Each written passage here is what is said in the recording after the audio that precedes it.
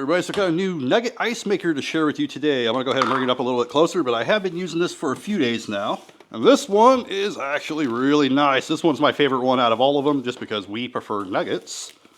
The other ones work fine.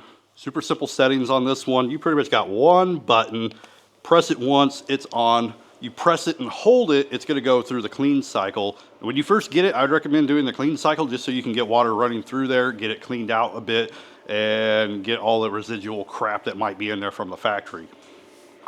This one also does come with a little scooper. And I'll give you some close-ups of the ice here. But this one makes the nice nugget crushed ice that everybody loves. Oops, making a mess here. This one's also not nearly as loud as the bullet ice ones because the little tiny pieces are falling down, so it doesn't make nearly as much noise. Now right here in the front, they give you a close-up. You're going to see that there's ice full and there's going to be add water. When the ice is full, that's going to turn red. And of course, when your water's low, it's going to turn red there as well.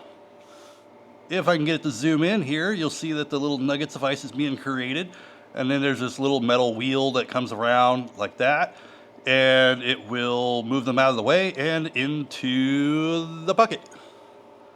All right, so right now it is on. It does have a vent on this side. This side has the fan. This is as loud as it gets. This one's not nearly as loud as a lot of them, actually. Also, this top part does come off to make it easier to clean up in here as well. It's also only rated at 2.7 amps, so they don't use a lot of power. And this one does have a carry handle if you need to actually carry it. It makes a lot of ice, and like I said, it's not nearly as loud as a lot of the other ones. Anyway, thank you for watching, and I'll see you in the next one.